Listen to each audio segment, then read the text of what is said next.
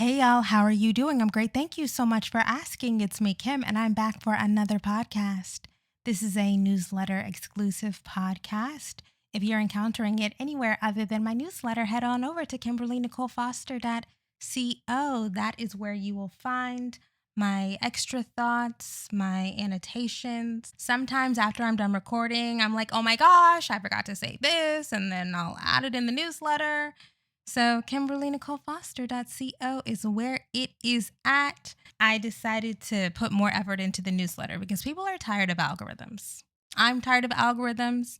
Brains are fried. It's mush. We're only on day 3 of the Trump administration. Are y'all okay? Because I've seen some things in these 3 days. Y'all aren't doing well, and I understand why you're not doing well. I understand why people are so activated. The fight or flight response is in full throttle, but y'all, you gotta make it 4 years. That's a long time. Really think about if you are going to be able to sustain this for 4 years. I'm not judging, I'm not scolding, I'm just saying really think about, can your body take this? Can your biological processes sustain this level of stress, anxiety, fear for the next 4 years? That doesn't mean we accept the Nazism. It doesn't mean we accept racism that is cultural and enshrined in law. It doesn't mean that we give up on advancements for women or protections of gay or trans people. It means that we cannot be reacting to every single provocation. Because I feel like the progressive response is almost Pavlovian. And Trump loves that, you know? Trump is the bell, like ringing the bell, and progressives are the dogs. And I don't want us to be the dogs. All right, what's on my mind today? I've been thinking a lot about gender and age. There's something swirling around in my mind. It's been swirling around in my mind for about a year. And the idea is the work of feminism is incomplete until women aren't afraid of aging. And I'm not talking about the general anxiety about aging. People of all genders can be afraid of their body breaking down or not being able to see as well as they used to. Oh my gosh, I have to use my glasses so much now. But there is a particular gendered fear that women experience that's about losing desirability and thus becoming invisible, not only to men, but to the larger society. It's about being forced into the grandma caretaker role where you are not entrusted with power and authority and esteem, but you are the warm, soft bosom that people want to run to. And there's nothing wrong with being the warm, soft bosom, but warm, soft bosom is not my default. I believe in power, bitch. Sorry. Okay, I guess I can go off a little bit here. That's what this podcast is for. But this is white feminist history. In 1900, Susan B. Anthony turned 80. And it was a big deal intentionally. There were celebrations about Susan B. Anthony, and there's commemorative booklets and bulletins celebrating Susan B. Anthony, and there was the mother of the country. And the point of that framing was we had, by that time, so much iconography of an old George Washington as the father of the country. The upper class white feminists of the time said, we need a feminine analog because people view women as inferior because they can't imagine us as powerful. The reasoning was they can't imagine us as equal, important contributors to the development of the nation, to the founding of the nation, and to its flourishing. Because this was during the time when they're lobbying for women's suffrage. So you look at those materials, the leaflets, the bulletins, the images, and of course, Susan B. Anthony isn't afraid of looking old. She wants to look old because old age equals esteem. Wisdom, accumulated power over time. In parentheses, for men, age equals all of those things if you're a man. If you're a woman, age equals disposability. And we're still fighting against that. That was your white feminist history minute of the day. I have that swirling around in my head. And I also have this thing in my mind about how 2024 was a huge deal for pop girls. pop women, pop divas in their 30s. And I can't remember another time like that.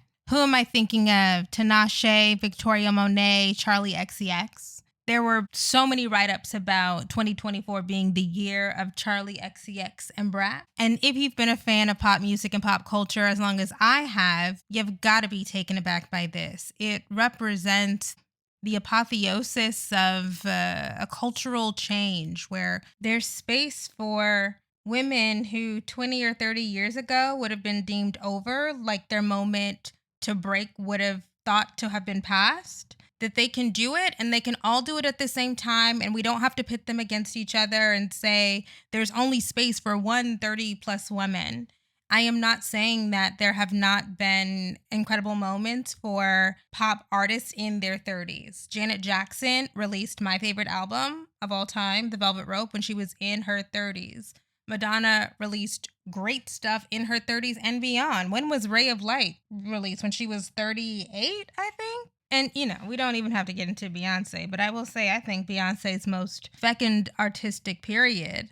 Not me casually using apotheosis and fecund. Your girl is a vocabulary all-star. But yes, Beyonce's most fecund artistic period, I think, has happened in her 30s and beyond. But those women were already superstars by the time that they got to incredible work in their 30s. They weren't looking for the mainstream transition, that we can have artists who have been grinding it out for years and years. They're 3, 4, 5 albums in, and they get their mainstream mass appeal moment in their 30s. That's a different thing. That's about shifting cultural attitudes, shifting cultural norms and mores. It is also about the internet. They have had the ability to slowly build up their fan base, refine their vision, hone their tastes. And when their time came, they were ready. I've heard Tinashe talk about how Nasty dropped, Nasty blew up, and she already had an album coming down the pike. She was ready to go. The 30s are such a magnificent, magical time. I look at these women, they have the 30-something glow. I see it, I recognize it. I feel like I have the 30-something glow. I feel more myself than I've ever felt. I feel like I'm at the height of my powers. I feel the most confident I've ever felt. It is an insane thing to wake up every day and move through the world and know that you're in complete control. I was in a conversation maybe a couple of months ago and I casually said, I'm old, but these little girls. And one of the women I was talking to said, you're not old. You're not old. Y'all know that I have been saying I'm older, whatever, for so long. In that conversation, I was not using it as a pejorative. I was using it as a descriptor, and I was using it as a way to say, my shit is good. I'm in control of my domain. These girls are out here floundering. I was using the word old to describe the gulf between circumstances and mindset of a young girl in late teens, early 20s, and the way that I feel now. But all of that defensiveness was people thought I was putting myself down when I called myself old. No, it's great over here, you guys. And I know in the grand scheme of life, I'm not old, but I also know that to a 21-year-old, I'm ancient. And that is fine. I once heard Julia Roberts say on Oprah when she was promoting Mona Lisa's Smile with Kirsten Dunst maybe 20 years ago, she said, you can't out-kitten the kittens. Why has that been stuck in my mind for 20-something years? Julia, you really did that. You can't out-kitten the kittens, and I don't want to.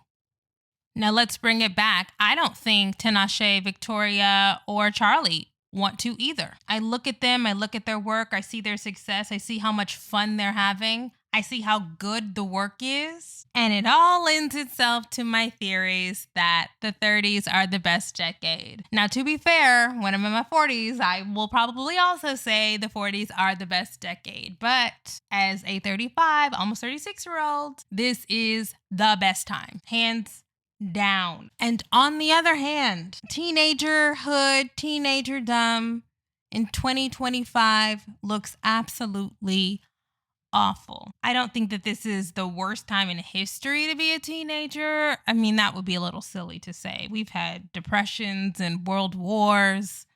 I'm Black American, so people were enslaved, okay? But I was watching a docuseries on Hulu, but I think it originally aired on FX. It's called Social Studies, about my favorite topic, the horrors of social media, particularly on the brains and lives of young people. And I'm on episode 3 right now, and it focuses on college admissions and girls and body image and self-esteem. What a nightmare. First of all, I'm going to be honest. I don't think I would have gotten into Harvard if I had had social media when I was coming up. If I had social media in high school, no way. I had unmanaged ADHD and life was hard then.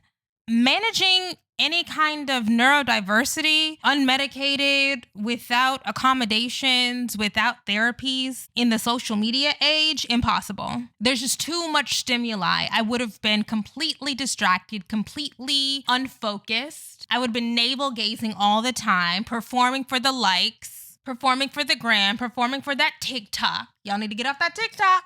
I can't imagine it. And when I was watching, I was thinking about, I love numbers. I have a thing about numbers. I think that that's why I did so well in school, because I find it to be so gratifying to see a 95 on a paper. Thank you for quantifying my knowledge of this subject. I find it to be so gratifying to get grades or to get the progress report, to see my GPA or to see my class rank. Okay, those were the numbers that I could hyperfixate on. But those were the numbers that were available to me. If the numbers to track that were available to me were likes, followers, subscribers, I totally can see myself being obsessed with that. I actually think that that's what draws me to social media, actually. Not having that during my developmental years is why I'm successful. I feel so much empathy, sympathy for these kids. They are just navigating a sea of distraction, anxiety, depression, because we also see the girls comparing themselves to each other, wanting to be thinner, wanting to change the nose, wanting to have lighter skin. There's 2 Black girls in there in Palos Verdes, California, which I also was thinking they definitely live in an area that was devastated by fire. Well, really, it's one Black girl, and then her friend was in there. And these Black girls talking about all of the horrible, vicious racism that they experience, the comparison, the body image stuff, and the bullying for young girls. It never ends. People are talking about you at school. People are talking about you on their phones, on that TikTok, on social media. It's just crazy. It really struck me that I don't remember these names. The Black girl in there, she eventually, because she grew up in a very homogenous white area, and she said, I hadn't changed schools. I could have saw myself, trigger warning, self-harm.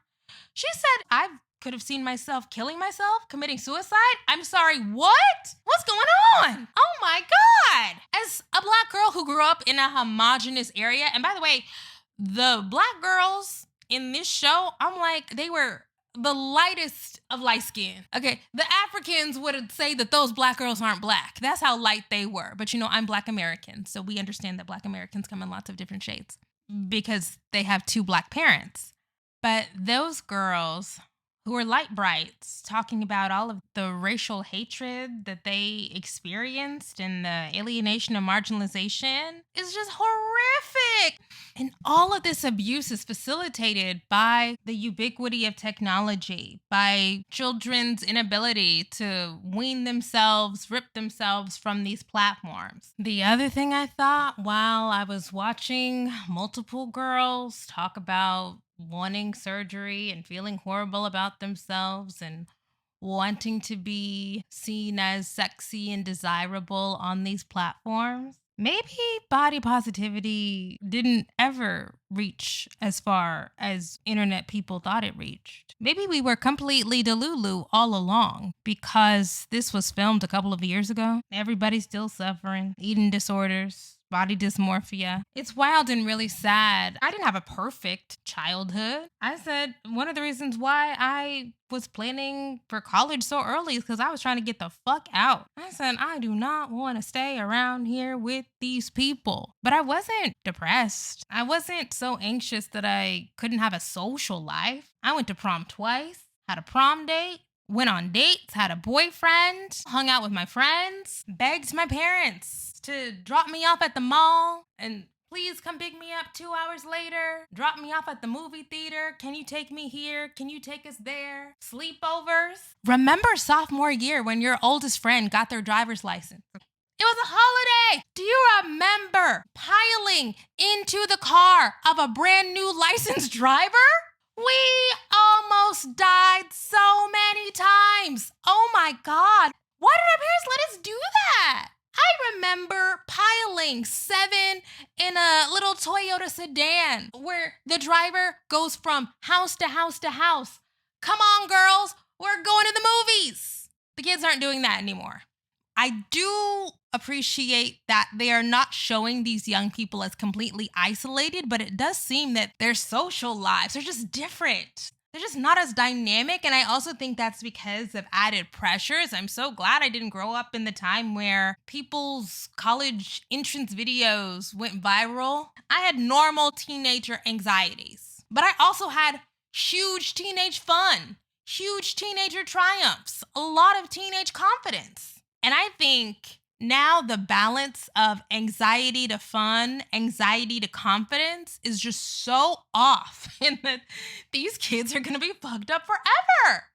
I genuinely think, you guys, that if, and this is going to sound doom and gloom, it is, I really think that if those developmental years are fucked up, the rest of your life is going to be fucked up. I mean, it sounds really bad, and there's hope for everybody. I'm just trying to say that it's going to be really hard to get young people back on track when you have ruined their adolescence. You couldn't pay me $1 million to go back to being 18 today. I will confidently, loudly, and proudly, no hesitation say, it is worse to be a teenager in 2025 than it was in 2005. And the architects of this hyper-connected, ultra-distracted, cognitively overloaded hellscape that these young people are growing up in should not know peace. They should be deeply ashamed. The entire world failed a generation of children. I talk about this a lot. I think about it a lot because I have 12-year-old nieces whom I love and adore, and I'm so afraid for, but I'm so sad for these kids. Living in a world they didn't make, like Janet Jackson said. That's all I have for today. Ooh, we started high and we ended low. Que sera, sera, it is what it is. I'll talk to y'all tomorrow. Bye.